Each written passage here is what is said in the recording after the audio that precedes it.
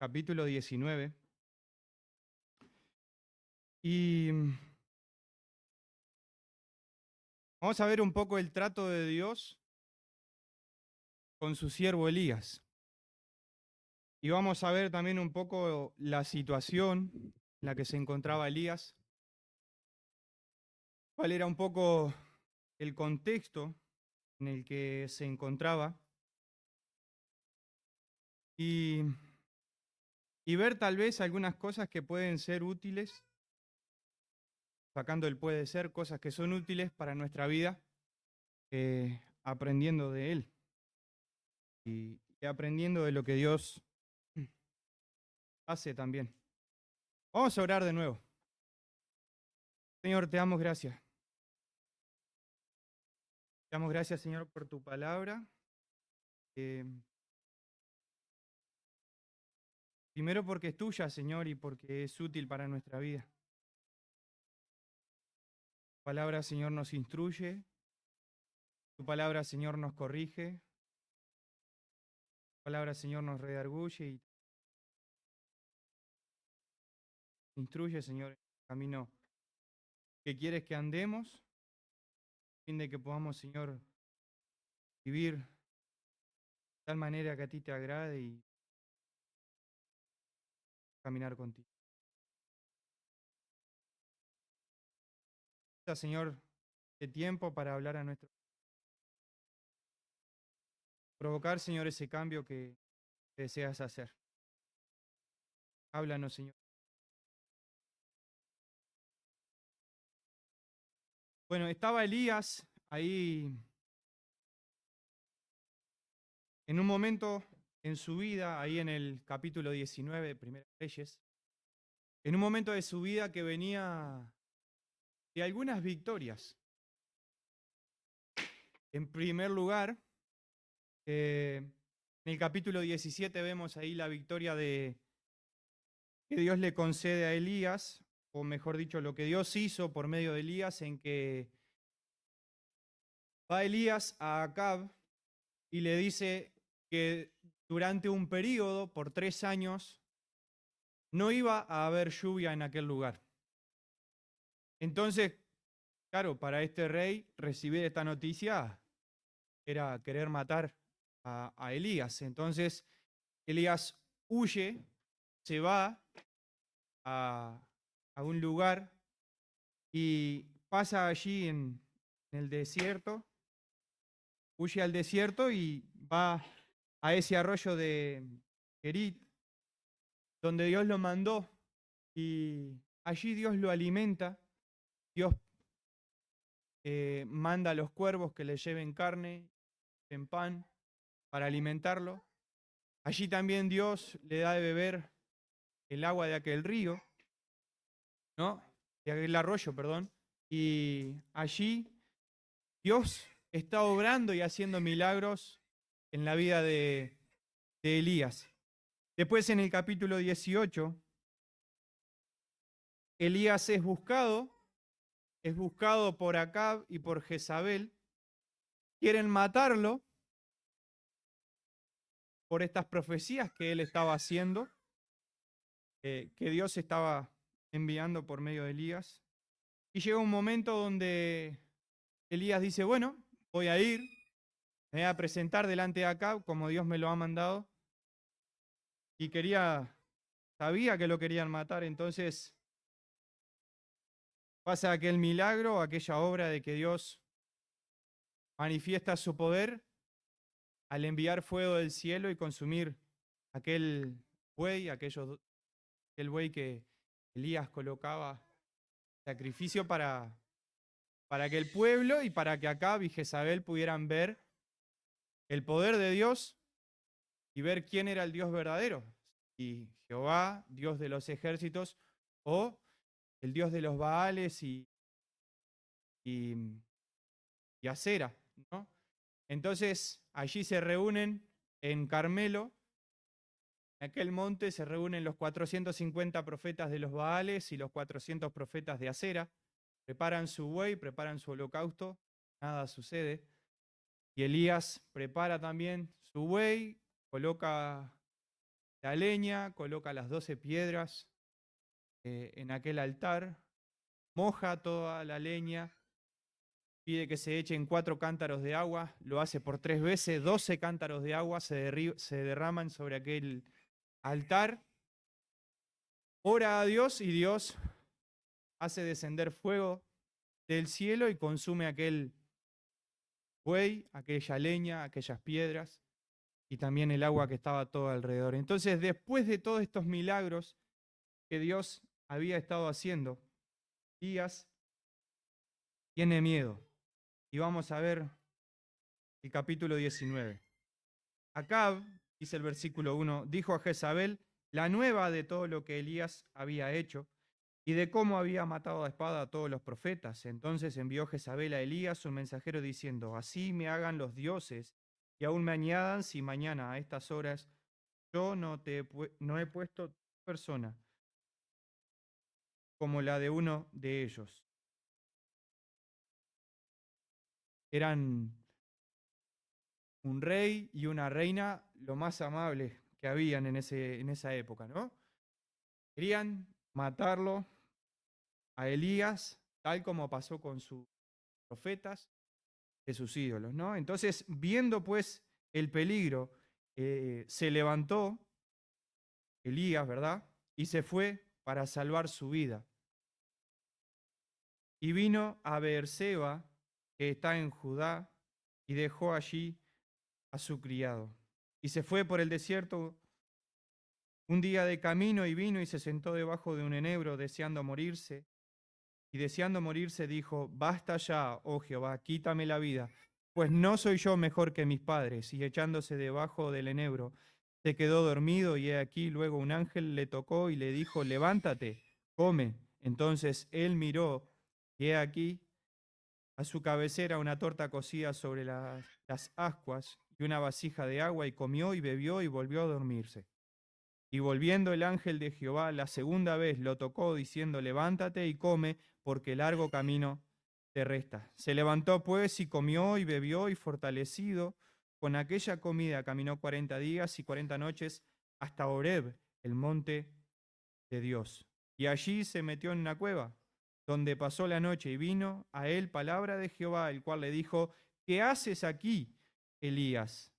Él respondió, he sentido un vivo celo por Jehová, Dios de los ejércitos, porque los hijos de Israel han dejado tu pacto, han derribado tus altares y han matado a espada a tus profetas, y solo yo he quedado y me buscan para quitarme la vida. Él le dijo, sal fuera y ponte en el monte delante de Jehová. Y he aquí Jehová que pasaba, y un grande y poderoso viento que rompía los montes y quebraba las peñas delante de Jehová, pero Jehová no estaba en el viento. Y tras el viento un terremoto, pero Jehová no estaba en el terremoto. Y tras el terremoto un fuego, pero Jehová no estaba en el fuego. Y tras el fuego el silbo apacible y delicado. Un silbo apacible y delicado. Y cuando lo oyó Elías, cubrió su rostro con su manto, y salió y se puso a la puerta de la cueva. Y he aquí vino a él una voz diciendo, ¿qué haces aquí, Elías? Él respondió, ahí relata lo mismo que dijo antes. El versículo 15, le dijo Jehová, ve, vuélvete por tu camino, por el desierto de Damasco, y llegarás y ungirás a Hazael por rey de Siria, a Jehú, a Jehú hijo de Nimsi, ungirás por rey sobre Israel, y a Eliseo, hijo de Safat, ungirás como profeta en tu lugar. Y el relato sigue de lo que esta misión que Dios le dio a Elías. Pero cuando leía este relato me surge una pregunta. ¿Qué cosas llevan a Elías a no estar levantado? ¿Entiende la pregunta? ¿Qué cosas llevan a Elías a que se meta a la cueva?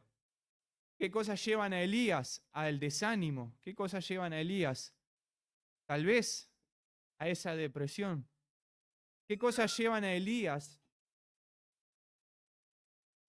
a de estar en un momento tocando el cielo con las manos y pasar a un momento donde dice, Señor, basta ya, quítame la vida? Yo no sé ustedes, pero a veces me pasa estando en una tarea, en un servicio, que estoy haciendo las cosas, sirviendo a Dios, bien enfocado, yendo para adelante, viendo cómo Dios obra, percibiendo los milagros que Dios hace. Y después de eso, encontrarme en un desánimo, esa tristeza, deseando ver un fruto rápido, y muchas veces me siento como Elías o me veo como Elías. Ahora, ¿por qué esto pasa? Yo no sé si a ustedes les pasa, capaz que yo soy el único bicho raro que me pase, pero ¿dónde está el error? Vamos a ver, Mateo 5, versículo 11 y 12, está el Señor Jesucristo. Está el Señor Jesucristo allí dando lo que son las bienaventuranzas.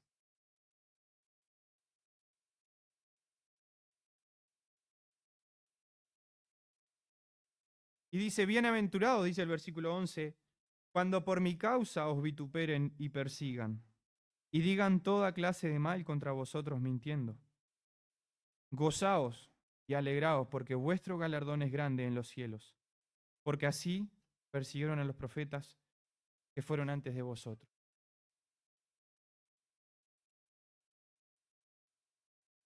Tal vez una de las cosas que le pasó a Elías fue sacar la vista de Dios. Elías sacó la vista del Dios Todopoderoso. Sacó la vista del Dios que se presentó y le dijo, anda y dile a Acab que no va a haber lluvia. Sacó la vista de aquel Dios que lo llevó por el desierto, que lo hizo estar junto a aquel arroyo. Se olvidó de aquel Dios que lo alimentó con aquellos cuervos, llevándole pan y carne. Muy diferente a los cuervos de hoy. Hoy los cuervos no creo que le lleven el pan y la carne. Se lo comen todo. Sin embargo, Dios, un milagro ahí. Se olvidó de aquel Dios que le dio de comer. Sacó la vista de aquel Dios que estuvo atento a su necesidad. Cuando estuvo sed, le dio agua. Cuando tuvo hambre, le dio de comer. Sacó la vista de Dios, ¿no? Como dice ahí en el versículo 3, primer parte. Viendo pues el peligro, se levantó, se fue para salvar su vida. ¿Dónde puso el foco? Puso el foco en la situación, puso el foco en su vida. Sacó de ser teocentrista, de tener a Dios en el centro, a ser antropocentrista. En poner al hombre, ponerse él mismo en la situación.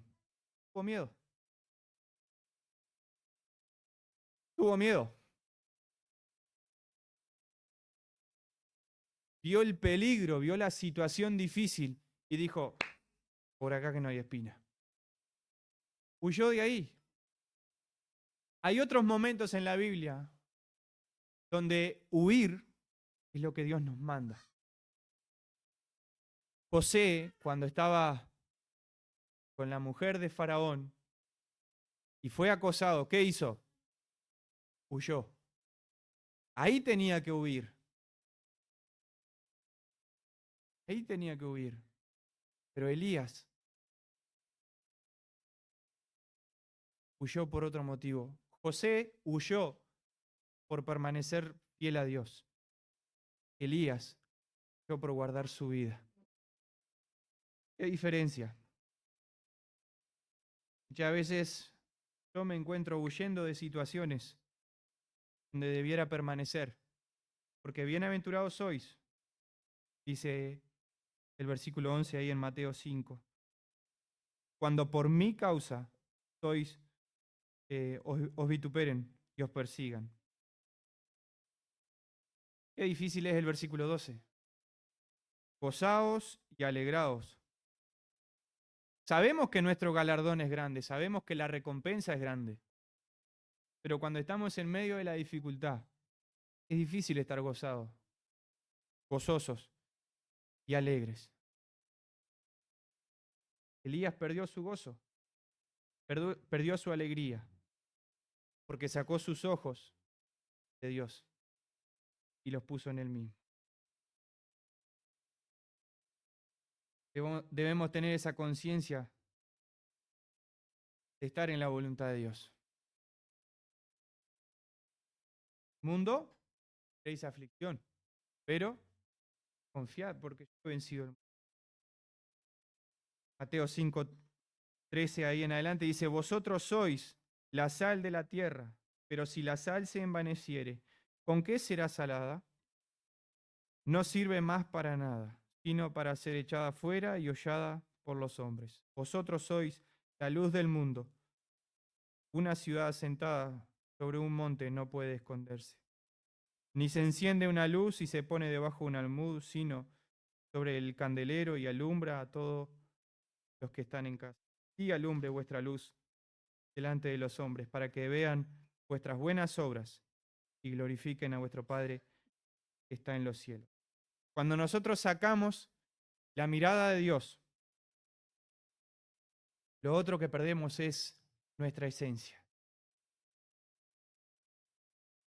Si nosotros somos hijos de Dios, estamos en el mundo porque Dios quiere que estemos en el mundo.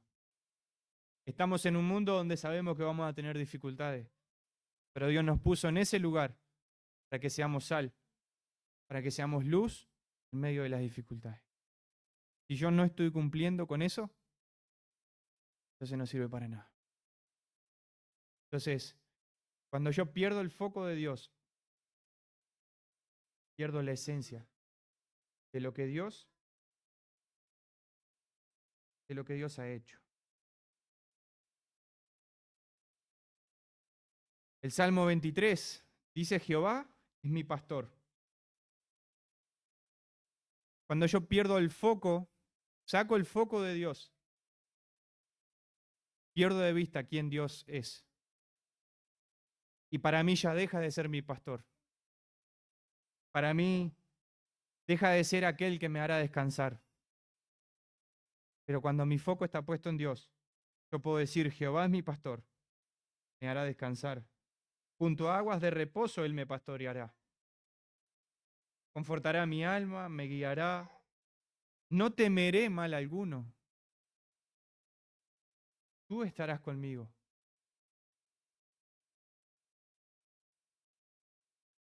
Me infundirás aliento. Y por último, en la casa de Jehová estaré por largos días. Yo pierdo el foco de Dios. Si yo quito el foco de Dios, todo esto pasa. Pero otra cosa más pasa y pasan muchas cosas más. Yo solo voy a mencionar 3 o 4 para ustedes. Mateo 7, versículo 3 al 5, dice, ¿por qué miras la paja que está en el ojo de tu hermano y no echas de ver la viga que está en tu propio ojo? ¿O cómo dirás a tu hermano, déjame sacar la paja de tu ojo, y he aquí la viga en tu propio ojo? Hipócrita, saca primero la viga de tu propio ojo, y entonces verás bien para sacar la paja del ojo de tu hermano. Lo otro que pasa es que empiezo a juzgar a los que están alrededor y me empiezo a comparar con ellos.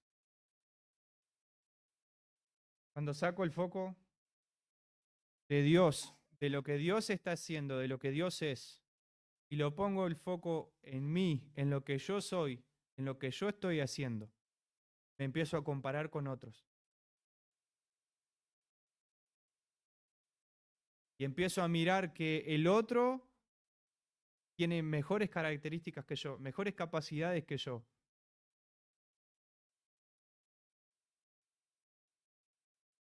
Y empiezo a querer eso, empiezo a codiciarlo.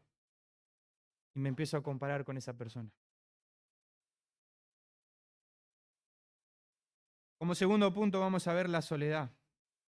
la soledad por la que Elías pasó. Del versículo 3 al 7, ahí en Primera de Reyes, vino a Beerseba y dejó allí a su criado. El profeta caminaba con otra persona al costado, su criado, una persona que lo servía, que estaba con él, que lo acompañaba, que cargaba sus cosas. Cuando vio el peligro, Elías fue y dejó a su criado y se fue solo. Se fue solo al desierto y pasó allí. Se fue al desierto un día de camino y vino y se sentó debajo de un enebro deseando morirse. Deseando morirse dijo, basta ya, oh Jehová, quítame la vida, pues yo no soy porque mis padres. En medio de esta soledad, creo que tenemos que pensar en lo opuesto. Y ahí tenemos que irnos a Génesis 3. Vio Dios lo que había hecho, pero también vio Dios que no era bueno que el hombre estuviera ¿qué? No es bueno que el hombre esté solo. No es bueno que el hombre esté solo y Dios le creó una compañera, una ayuda idónea. Está hablando de ese vínculo matrimonial, de esa intimidad, de ese estar juntos. Pero es un buen principio para nosotros. No es bueno estar solos. Muchas veces se dice en lo que es los ministerios que no es bueno. En la iglesia no existe llanero solitario. La necesidad de trabajar en equipo. A mí personalmente es algo de lo que Dios está trabajando. Dios está trabajando en mi vida. Por lo menos eso creo. No es bueno estar solo. No es bueno que caminemos solo. Así como en Génesis Dios le creó una ayuda idónea a Adán y le dio a Eva para que caminen juntos, para que estén juntos, para que participen juntos, Dios también nos coloca personas alrededor para que estemos juntos. Y Dios creó ese cuerpo. Como dice ahí en Efesios, Dios creó ese cuerpo ahí en Efesios 2 y colocó un orden. Pero lo que sí también colocó es la necesidad de que uno dependa del otro. La mano no anda sola por un lado, la cabeza no anda sola por otro, todos en unidad. Y así es como Dios quiere que andemos. Uno dice, bueno, sí, perfecto, pero ¿y qué pasa con Jesús? Que anduvo solo. Que hubo momentos en que él decidió irse solo. Estaba rodeado de gente, pero él dijo, bueno, me voy a apartar a un lugar, voy a estar solo. Cuando hayan momentos en nuestra vida en los que necesitemos estar solos, ese apartarnos de otra persona y tomarnos ese tiempo solo, que sea ese tiempo como el de Jesús, a solas con Dios. Un tiempo a solas con Dios. Jesús se fue a solas con Dios para orar, se fue a solas con Dios para prepararse allí antes de ir a Getsemaní, se fue a solas con Dios para llorar con Dios. Si hay un momento en nuestra vida que debemos estar solos o que necesitamos estar solos, es solamente a los pies de Cristo. Es solamente delante de Dios. Y podemos ver muchos versículos, Mateo 14:23, Mateo 15:29, Mateo 17:1, Marcos 6:31, Marcos 7:24, Lucas 9:10, Lucas 22:41, todo un montón de versículos que muestran que Jesús, estando rodeado de gente, tomó ese tiempo, se apartó de ellos para estar con Dios. Y a veces nos pasa que estamos tan saturados de actividad y queremos que llegue el domingo. El sábado es una maratón, cansado de andar todo el día. Necesitamos un descanso. Que nuestro descanso no sea agarrar y tener ese tiempo sabático de decir, bueno, no voy a hacer nada. Que sea estar solo, pero a solas con Dios.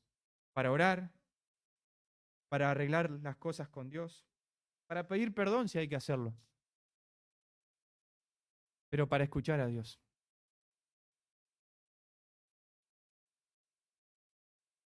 Jeremías, ahí en el capítulo 9, versículo 2, dice, ciertamente huiría yo lejos, moriría, moraría en el desierto. Jeremías estaba en una situación donde todo el pueblo estaba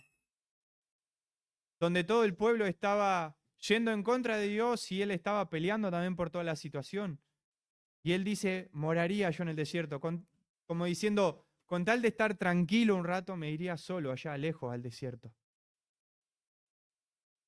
Ciertamente huiría yo lejos. Hay momentos en nuestra vida que necesitamos eso, pero que sea el estar solos con Dios.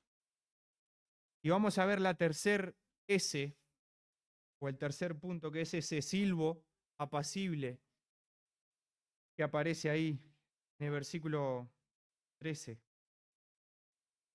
Y cuando oyó Elías, el versículo 12 dice, y tras el terremoto un fuego, pero Jehová no estaba en el fuego. Y tras el fuego un silbo apacible y delicado. Muchas veces nosotros estamos esperando ver la obra de Dios de manera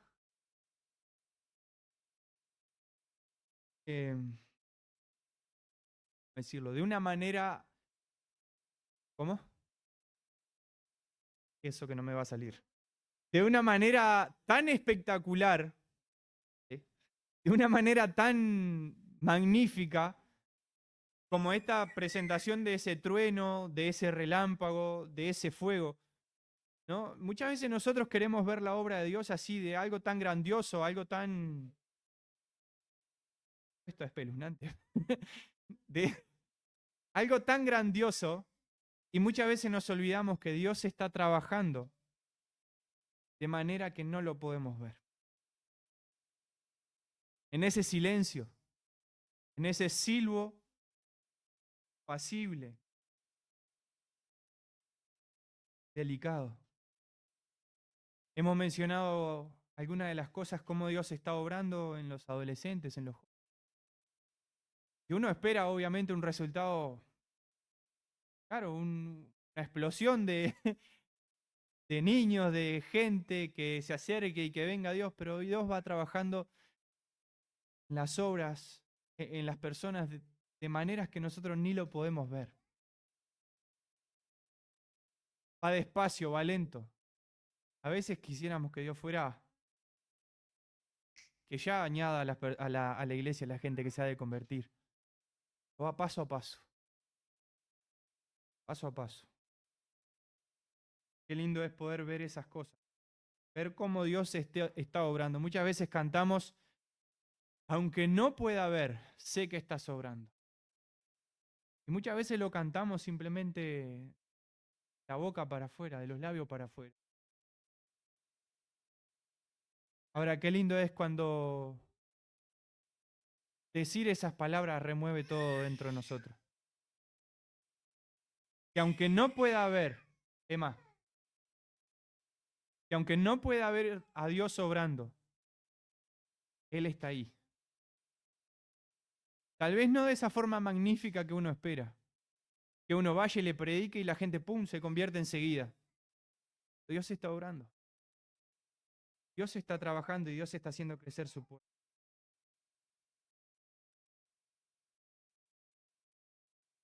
¿Qué nos resta a nosotros? Ahí en Juan 10, 27, mis ovejas oyen mi voz. ¿Qué más? Yo las conozco y, eso que dijeron, y me siguen. ¿Nosotros podemos estar oyendo a Dios en nuestra vida? ¿Podemos estar escuchando a Dios en ese silbo apacible? ¿Podemos estar viendo lo que Dios está haciendo? ¿Conocemos que es Dios el que está trabajando?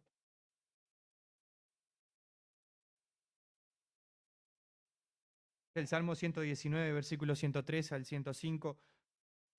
Tu palabra, tu palabra alumbra y muestra el camino, ¿no?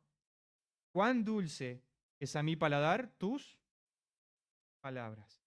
Lámpara es a mis pies tu palabra, lumbrera a mi camino.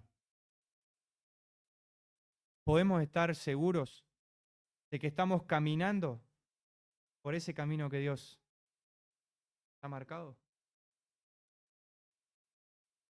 ¿Puede la palabra de Dios, puedo escuchar su voz, reconocer su voz y que eso sea eso dulce a mi paladar? No siempre es dulce, porque hay momentos en que Dios nos tiene que sacudir un poco, como le dijo a Elías. ¿Qué haces aquí, Elías?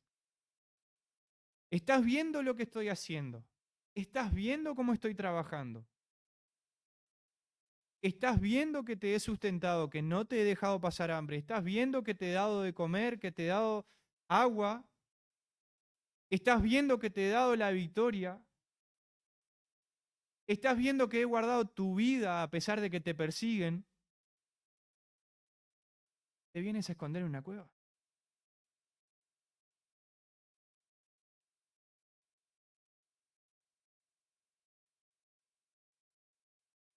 Creo que muchas veces me pasa que no estoy viendo todo eso que Dios está haciendo y me voy a la cueva. Había alguien que me decía una vez que soy como el bichito bolita, bichito de la humedad. ¿Saben cómo es, no? ¿Qué hace el bichito de la humedad? Se arrolla, se encierra, ¿no? ¿En qué momento? Fuerte, cuando tiene miedo, cuando tiene que protegerse, ¿no? Cuando ve que corre peligro su vida, ¿qué hace? Se encierra, se arrolla, se guarda, se protege. A veces soy como ese bichito bolita. Tenía razón la persona. Tengo miedo, no sé qué hacer, no sé cómo continuar, no sé qué paso dar, no sé cómo seguir adelante. Tengo miedo. ¿Y qué hago? En vez de ir y decir, Señor, tu palabra es la que me va a mostrar el camino, ¿qué hago? Hoy me encierro. Hoy me voy a dormir. Y allí está Dios. Está bien, estás cansado, estás desanimado. Bueno, ¿qué necesitas? ¿Dormir? Duerme. ¿Te dio descanso, Elías? Te dio descanso. ¿Qué más necesita? ¿Tienes hambre? ¿Estás fatigado? ¿No tienes más fuerza? Bueno, cansa de nuevo. Levántate, come, bebe. Pero no es para quedarse siempre allí. Levántate, sal de la cueva y anda. Continúa la tarea. No es quedarse en la cueva y encerrarse y ese bichito bolita que se protege y nada más. Ya está. Es hora de salir. Es hora de sacar la mirada de uno mismo y poner la mirada en Dios.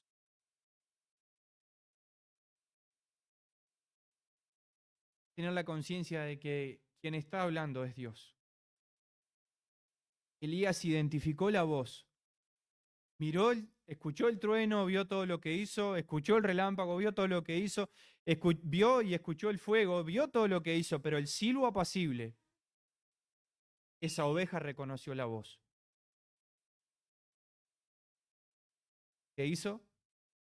Vio a la puerta de la cueva. Escuchó lo que Dios le estaba diciendo. El siguiente paso fue obedecer.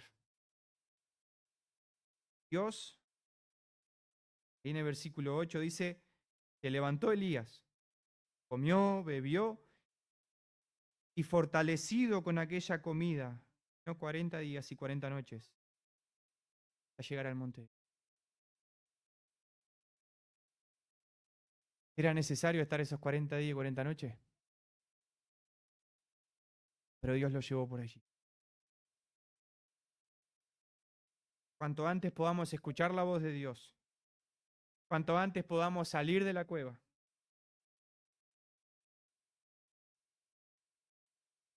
podremos llegar a estar haciendo esa tarea que Dios tiene para nosotros. Vimos tres S's, tres S, que aparecen acá.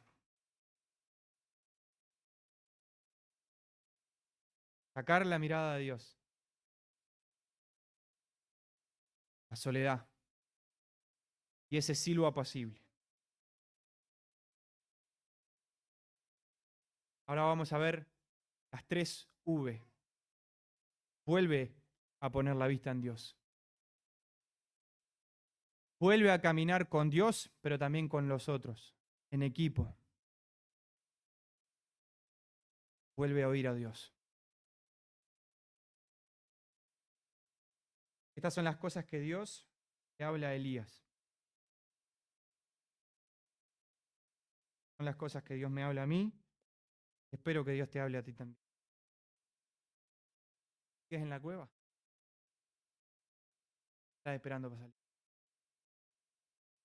Dios te sigue llamando. Dios te sigue hablando. Dios sigue obrando a pesar de que estés ahí y por más de que no lo veas, sigue siendo fiel. Él sigue teniendo cuidado de ti. Y no solo eso, sino que Él está esperando que salgas de la cueva para usarte, para que vayas a aquel Eliseo y le pases la posta.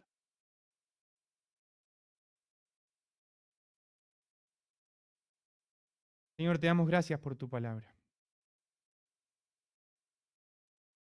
Te damos gracias porque tú nos hablas y porque tú estás trabajando en nuestras vidas.